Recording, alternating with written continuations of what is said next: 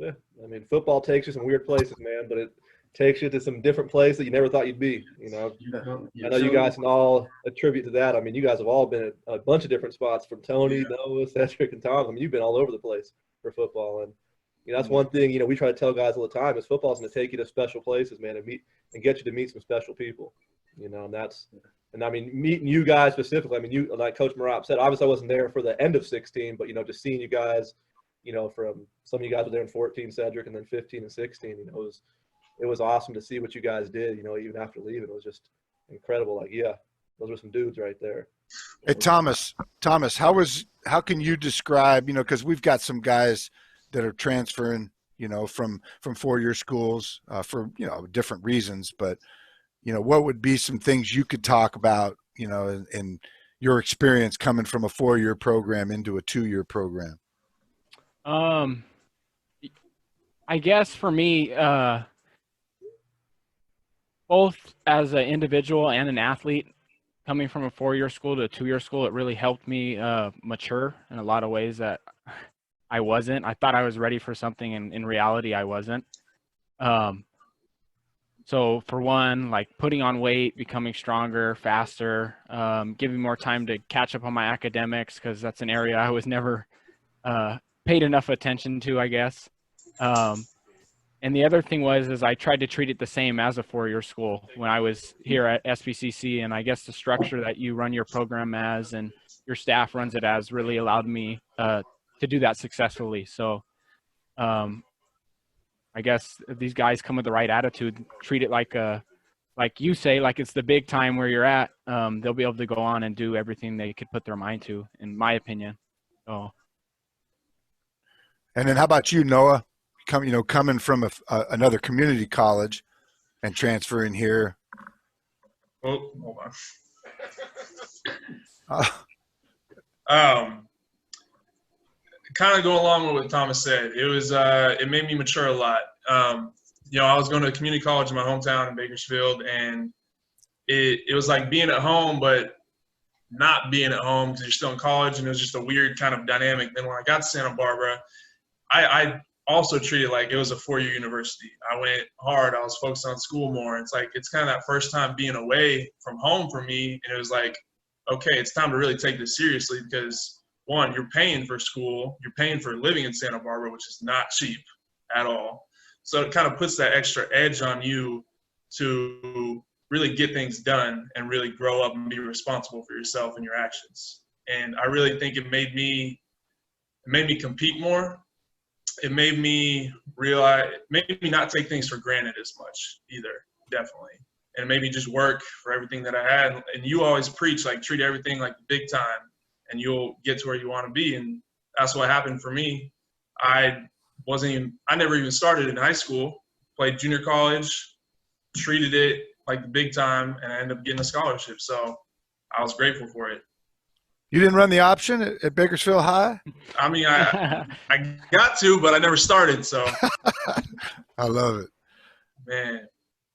Hey, Tony, talk to us about how somebody coming in, maybe even an international student, but not even that in particular, but just somebody coming in, you had 1 year, and what happened and how it progressed and how where you are today. Well, I came in really didn't know much about the American school system, because that's basically what it comes down to. Because I figured out pretty quick that if I wanted to play football in the US, I would have to enroll in school and do all the stuff, have the right credits, take the right classes and all that. So really that was the main part. And ultimately I came here on recommendation. Jonathan Ekmans, who played at CC also, you coached him, really was my guide. And he told me, look, if you want a good community college, you just go there, they will help you out. Because that's the main thing I figured out. I thought I would be really on my own, but then when I arrived, I mean, we have like 20 counselors, and like you literally can't go wrong if you ask questions, So all I did was asking questions, taking the classes. There were still some NCAA eligibility stuff that I had no idea about, and that those counselors really, they're human beings. They don't know everything. So they, you know, they try their best. But so I came in the spring, you know, did all the spring training. It was great. And when you guys were talking about big time, well, for me, I didn't have to treat it like big time. It was big time. I mean, coming from France where I played football 9-on-9, a couple of years 11-on-11, but it's like we are five, you know, we practice twice a week. It's 10 of us, you know, 30 people show up on Saturday and we just play, you know, and then I'm like, okay, I want to, you know, take it to the next level and I want to go to the US, and I get there. And for me, community college, 4 year, whatever, it's big time because I've just never experienced football like it really is. You know, like training every day. I mean, 4 times a week. The weight room. I mean, ask Coach Hayden. I didn't know that word back in France. You know, so I come in and I'm like, okay, that's different. You know, but I mean, I just knew coming in. You know, it was my shot. I knew I had a year. I only had a year because, like Noah said, Santa Barbara is expensive. Out of state tuition is expensive. Out of the country tuition is through the roof. So I knew I only had 1 year. So I just bought in, did whatever my coaches asked me to do. And like I said, I mean, if you're looking, you know, for a great JUCO program, just SBCC is the right place because it's basically like Thomas and Noah. It's a 4-year school at the junior college level. And so I was really blessed. Played my 2 semesters, ended up getting a couple of scholarships, NAIA mainly, because like I said, a couple of NCAA eligibility issues, or let's say stuff that I wasn't aware of. So I couldn't quite figure it out. Couldn't go to Division I. But in my mind, you know, when I got the phone calls from the coaches, when I got the text from the coaches, to me it was, you know, I didn't go, but ultimately I wanted to go D1. I got the interest, you know, I felt fulfilled, and I treated NAIA like it was Division I, like it's big time, because ultimately that's where I was. And my coach back there kept telling me, just be where your feet are, because that's the only way to go, you know. And so I played my 2 years there. I had two. My first year was good. My second year was great. And then I ended up getting an agent, and I started the whole NFL draft, you know, scouting process from January to April. Only really came to place late in March, just because, you know, playing NAIA, just I knew I wasn't going to get drafted. So, you know, scouts, they go through all the, you know, big time Division I players, Division II, and then they look at, you know, Division III NAIA. But I ended up getting a call from the Colts on day 2 of the draft, who brought me in for mini camps. And then the following week, my agent just told me that the Rams would like to bring me in as well. So I went there as well. Made a good impression at the Rams. Unfortunately, I got hurt the week, you know, before at the Colts. So they put me on their IR list for a while, but they never really reach out again. And from there, went back to Santa Barbara, worked for you guys, because I mean, ultimately, you know, this is the place for me that brought it all together and that made all this possible. So I went back, had a great time, kept working with Coach Hayden, staying in shape, just getting better. Ended up going home because I was invited to the NFL Pathway program, which is the NFL program for international players. So every year they have 4 international players that can get dispatched for 4 teams. The teams don't really choose; they just get dispatched, and then they have a roster spot for them. If the team choose to keep you, you have a roster spot for yourself. It doesn't count towards the 10 from the practice squad, so that's good. But mostly teams, you know, you still cost money if they keep you. So mostly teams just cut you. So I went there, hurt my hamstring 2 weeks before the combine. I went there limping, still did all the drills and stuff. They actually liked me. All the feedbacks that I had were that, I mean, obviously was NFL caliber, but since, you know, I was hurt once again, it just, you know, they didn't keep me. Following that, I had the CFL combine invite, and this time I was fully healthy. Went there, did my things. they kept me. They were really interested. I had a couple of talks with a couple of teams, and the draft was supposed to be on, I think, March 20th or something. But with all the Corona stuff going on, April, sorry, not March, with all the Corona stuff going on, they canceled that, and now we're still, they're still figuring it out. I think the CFL needs like $150 million or something for their season. I don't know. It's just really gray right now, so we're just waiting on news. Hey, one thing that guys, that are watching, any recruits, they'll like to hear or would want to hear is, what do you guys, because you've been there, all of us have really at one time, but when you go into a, college for the first time, Noah, yours was at Bakersfield. Thomas, yours was in Salt Lake City. Tony, yours was, obviously here, but at a later time in your life. And said 14 is the first time I think you came out of high school into a college program to a university, or a university type. What are some things you would advise them to be careful about? Advise them to be ready for. I would say the main thing coming to Santa Barbara, you just gotta always remember why you're going to Santa Barbara. Like for me, I didn't come right out of high school. I came from Arizona Western, but like when I was looking up, one of my buddies that was transferring also showed me Santa Barbara, and I hit up Coach A, and like I didn't even know what Santa Barbara was like. I'm not from California, so I didn't get the whole party vibe, or I barely even knew about the beach that was there. So when I was going mainly just for football, and then when I got there, I was like, man, this is crazy. Like this is real life movie living. So I didn't let that deter me from my main goal, which was to get out and get to another school. So that's what I would say to any incoming young guys, is just, have fun, but be smart and be responsible, and never forget what you're going to Santa Barbara for. And that's to, obviously get your 2-year degree or get some credit so you can transfer, and then, eventually get to the next school or whatever your main objective is. But yeah, definitely, I would just say just stay focused on that goal. Yeah, kind of going off what said, just try to keep distractions to a minimum.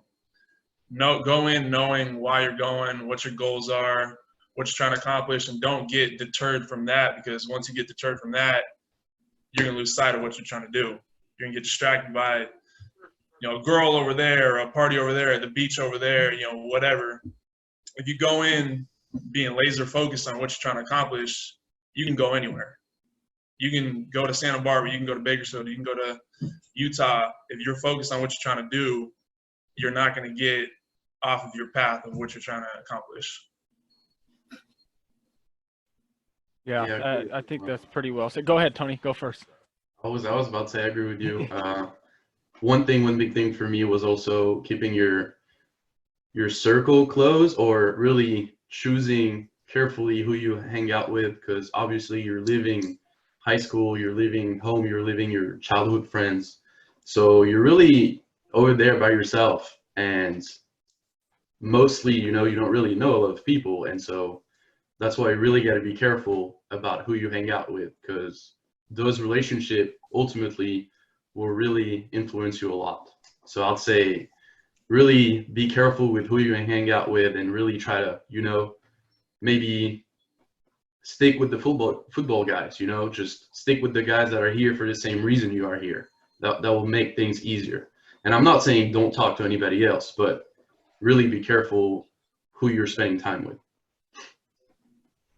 Yeah, just to go off of that too. I mean, like Tony said, I think if you surround yourself with the right group of people that share the same goals as you, the same work ethic or mentality, it's really going to help you, because you guys will kind of work together, and it helps you get through workouts, get through class, get through doing the right things. And like Noah and Ced were saying, I mean, you're also under a microscope no matter where you are when you're an athlete, because people, for whatever reason, are always wanting to make athletes look bad when they get an opportunity to, like, try and pin, like, oh, they were out there messing around. and they're an athlete, so it gets blown up a little bit more. So, I mean, I guess you just got to be a lot smarter with your actions.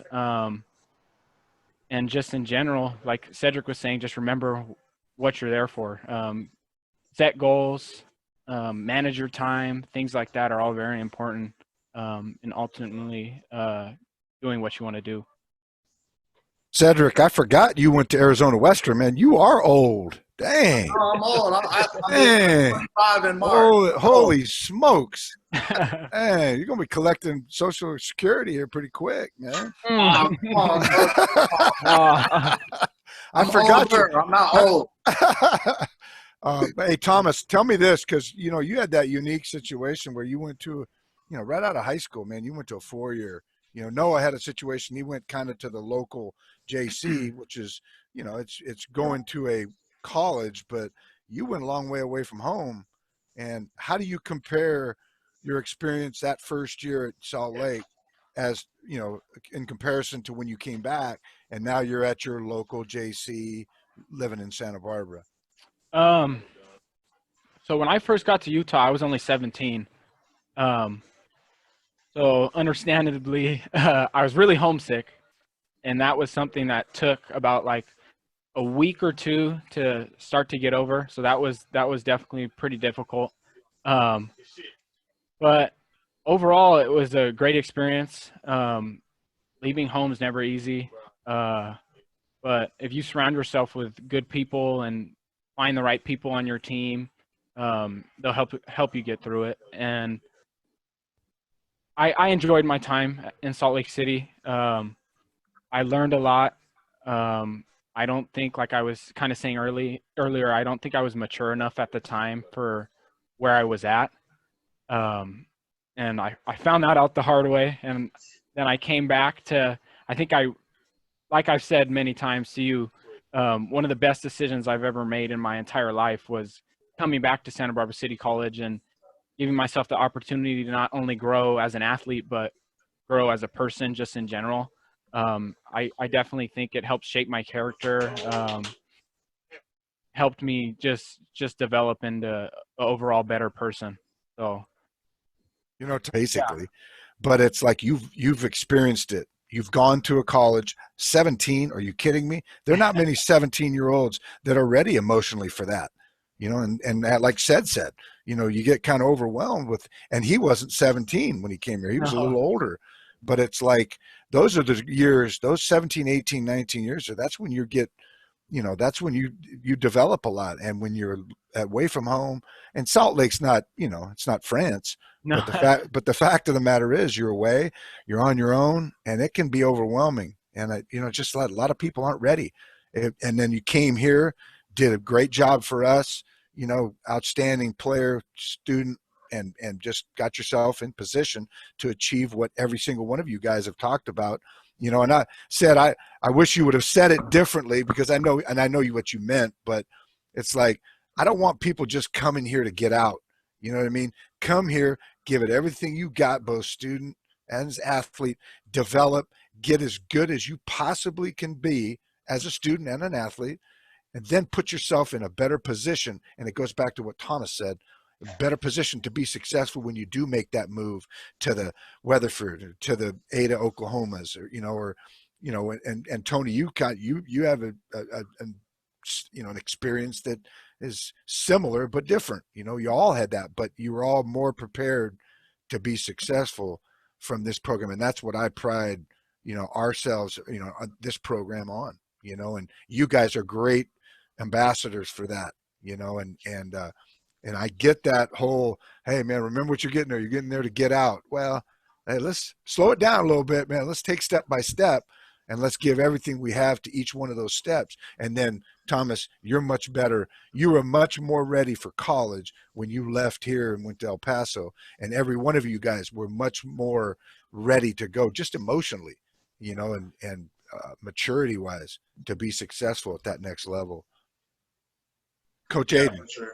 Yeah, Coach Aiden. the one thing that we hear a lot in recruiting, obviously, and you know, I was talking to Thomas first about this. You know, is the private school thing, is because we have parents always like, well, why am I going to send my kid from private school to a JC? And then second, walking on, kids like, I'm going to walk on. Talk about some of your stuff there, kind of just your experience there, the positives and the negatives of both. There's positives to walking on, but, a lot of kids do not understand what walking on actually means and kind of what it's like.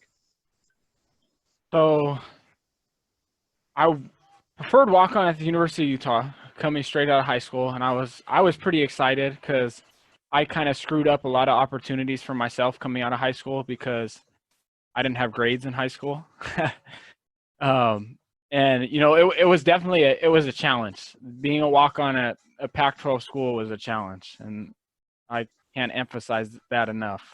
So people just think that, okay, you're getting a walk-on spot at this great university, great football team, blah blah blah, but you got to understand what comes along with it. You're under even more of a microscope than most of the guys on the team because they're looking at you saying, hey, if this guy isn't cutting it, then we could just get rid of him and move another guy in. They're not I don't know how to put this, but there's not someone up there paying your bills, to be in school. So you're paying your way. So you got to do twice the work in the weight room, on the field, this and that.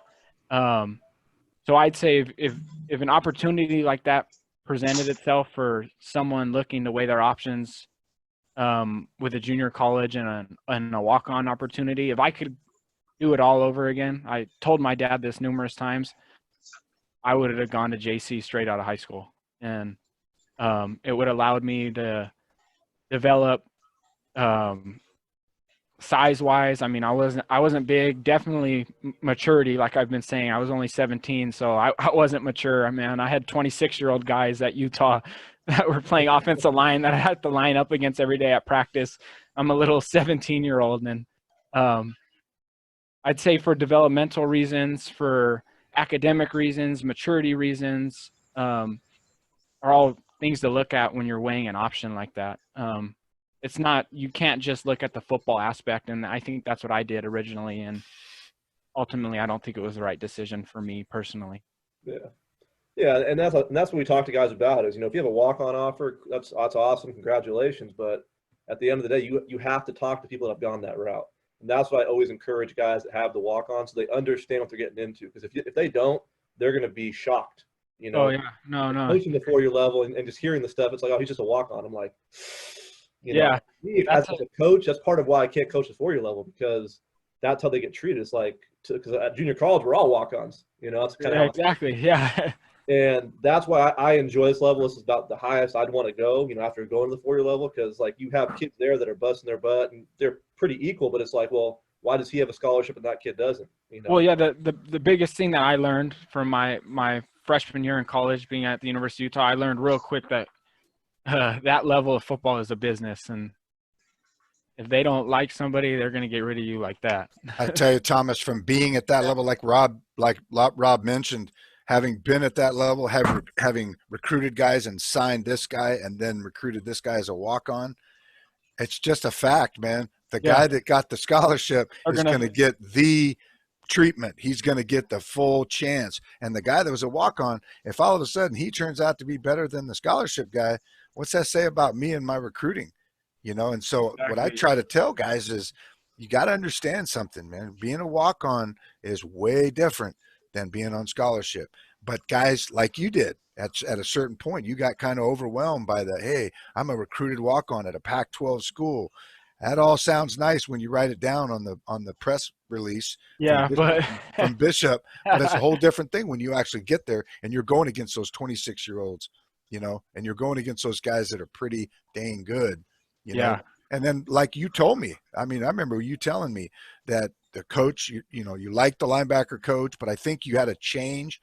Wasn't there a change at linebacker coach? Yeah, the linebacker coach that when I was there, he left and came to linebacker coach at Oregon State, and there was a new guy that came in during spring ball, and he brought in his own guys. And and that's always tough, and that's always a possibility, man, because when you go for coaches, when you go to a place for a coach, that coach can be gone in a heartbeat. You got to go for the school, you got to go for the situation rather than the coach. 100%.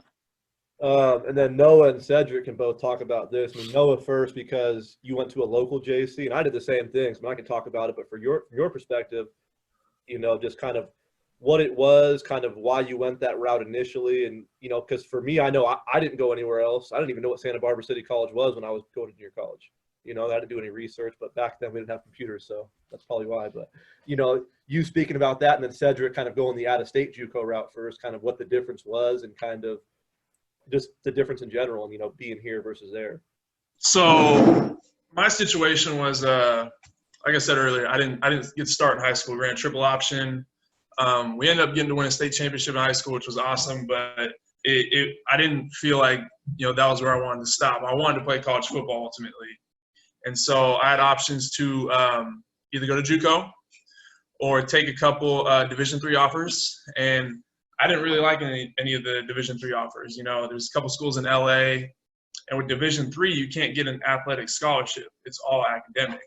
And so I still would have had to pay $25,000 a year, even though I'm on a half scholarship for academics. And it was just like, it didn't make financial sense to go that route. So I went to the junior college in my hometown, Bakersfield College. I ended up tearing my ACL that first fall there, so I had a gray shirt, which actually turned out to be probably the best thing I ever did was gray shirting. It preserved my eligibility without burning my red shirt. And then that next fall, I battled, came back from my ACL surgery. I got some play time, but there's just I felt like there's some politics that were going on and whatnot, and I just ultimately decided to leave. And actually first learned about Santa Barbara while watching film on Hancock during that fall season. And I was like, who the heck has a stadium on the beach with seagulls flying by? I was like, what is going on here? And so from there, that was just one of the schools. I was like, I'll look them up, you know, whatever. Didn't really think much of it. I had probably 20 other JUCOs I was looking at, somewhere out of state, somewhere in state. And I started looking at depth charts, you know, if there's a returning quarterback coming back, just because I had 1 year left of junior college, so I had to make it count. So I was looking for an opportunity to come in and win a starting job. And it got it down to Santa Barbara and a couple other schools. I went up to Santa Barbara, met with Coach Marop. I mean, it's hard to not fall in love with the view and the place and whatnot, but I think I had my head on straight, and I was like, I'm not coming here for the view. I'm not coming here to have a good time and whatnot. I'm coming here for football, to learn, to get better, to improve myself so I can go get that scholarship because I got one opportunity left. And after talking with Coach Marop, it was just it made me feel like he instilled confidence in me because he liked what he saw. I liked what I saw, and it just connected. And it was hard moving away from home at first, like Thomas said about the homesickness. You know, even though I was only 2 hours away from my hometown, it's that far enough away to where you can't just go to your mom's house 30 minutes away. You can't just go say, hey, you know, like, I'm just going to stay here for the night. You're there by yourself. Luckily, I had a roommate that came with me, John. So we lived together, but I think the integration process, it wasn't hard with the Santa Barbara program. I think a lot of the players took me in, you know, Jason Sharsh, Thomas, Cole Marmer, a lot of you guys, they really made me feel at home, and we really connected as a team really quickly. And I think that showed through spring ball, through summer workouts, and in the fall camp, we were clicking by the time season came. So, yeah. Definitely. Young Cedric, or middle-aged Cedric, rather? Oh, man, see? I'm hearing this. But, yeah, so out of high school, you know, I also gray-shirted like Noah, and so I wasn't too caught up in, you know, staying home or anything like that, so being homesick wasn't a huge problem for me, but you know, I kind of related to like the walk-on thing. You know, Arizona Western was a big national JUCO, and, you know, those JUCOs in Arizona, Kansas, and all those schools, they give scholarships. So, you know, not being a qualifier, I had to, you know, weigh out the best options, and Arizona Western, it was like the best option for me. Me and a couple other guys from my high school ended up going up there, and they ended up getting scholarships, and I was more of a walk-on. So, you know, I did feel a different, you know, vibe from the coaching staff just from an opportunity standpoint. And that's one of the reasons why I've made the decision to transfer, you know, because when you're getting bounce backs from Clemson, San Diego State, all these big schools, they're going to come right in and get the reps. So, I just felt like I wasn't getting a fair opportunity to show out what I could do. And, after talking with Coach Aiden and, making the decision that I was going to leave, and it wasn't that I was leaving, quitting on, on not getting things my way or, they're favoriting them. It wasn't that. It was more so like I just wanted to go and compete where I know I would get a fair opportunity to compete and just show what I could do. So, making that move was a good move for me. And then, once we got on the field, there was a lot of people, but I knew I would still get a fair opportunity to compete. And that's all I wanted. There wasn't the scholarship thing that would, advance other people or something like that. So, I just felt like, it was a great fit and I was just able to compete. To go off what just said, I think that was one of the biggest differences I saw between even the Division II level when I was in Oklahoma and then junior college is in junior college, everyone's on the same level. Not many people are on scholarship in California anyway. Nobody's on scholarship. Everyone's on that same level. So it's just a competition to see who's the best. When you go to the university, there's scholarships, there's politics, there's, hey, we recruit this guy, we didn't really recruit you, you came in, so he's going to get the reps over that and whatnot. And so I think that's where finding a JUCO that really does even out the playing field and allows you to just compete and get a fair job that's the right decision to go to. Yeah, and honestly, even like from my standpoint, as an international, this one thing I was aware of is that living from France, I needed somewhere where I knew I would be treated fairly and equally to others. Because for me, it was a one shot. So I didn't have any, backup plan or nothing. And that's really something that all internationals should look at, is that if you want to play JUCO ball coming from Europe or wherever, if you want a fair opportunity to compete, California is best for you because you know that nobody is on scholarship. So you're all at the same level, like Noah said. If you decide to go to Kansas and all that, I mean, those are national JUCOs, and I was thinking about it too, but I'm like, look, I don't know anything about football yet. I have the firm belief in my heart that I can do it, but the smart decision is to go to California where I know that the playing field will be, even.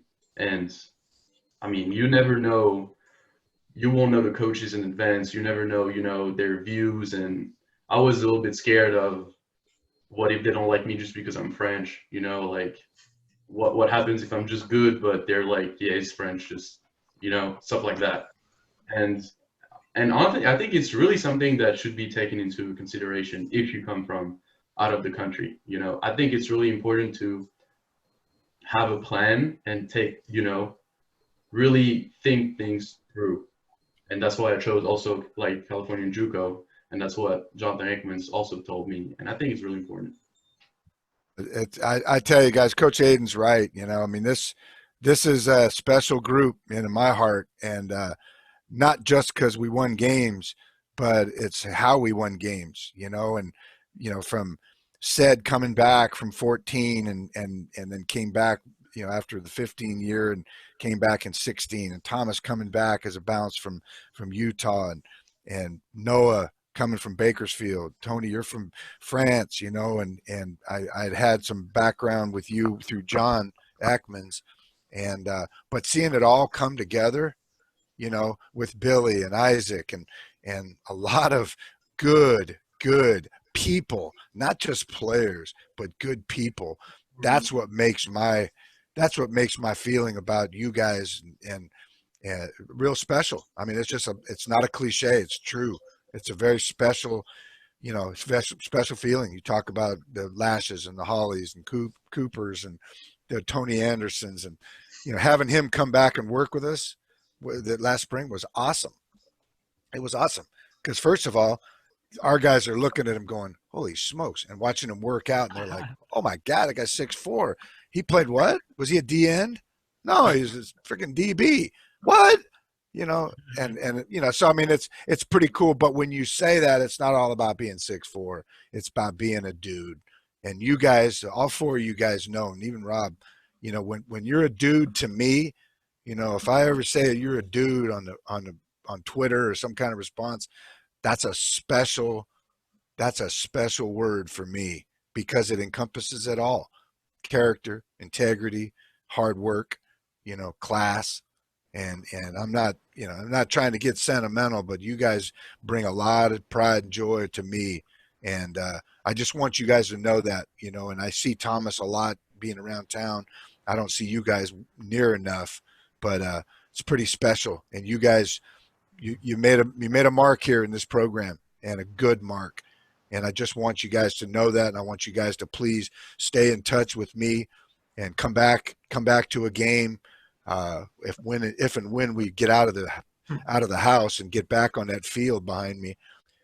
But hey, guys, I appreciate you coming on today, and this is important. And Coach Aiden had this idea, and you know, to do this VAQ chat with you guys, and it's been the highlight of my COVID-19 pandemic lockdown for me.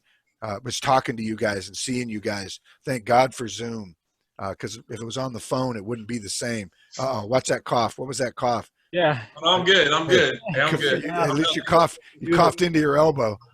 I'm healthy. But hey, just do me a favor and stay in touch, please. And if there's anything we can ever do for you guys, you know, we owe you a lot because you brought a lot of pride and joy to me in this program. So I thank you guys. I thank you guys for joining us today, and you know, give my best to your families. And but hey, guys, you guys got a special place in my heart, man. I appreciate you guys joining us today. So please stay in touch, and hey, stay safe, man. Please stay safe, stay healthy. Okay. Thank you, Coach. All right, guys. Thank you. Yeah. Good to see you guys. Thank you.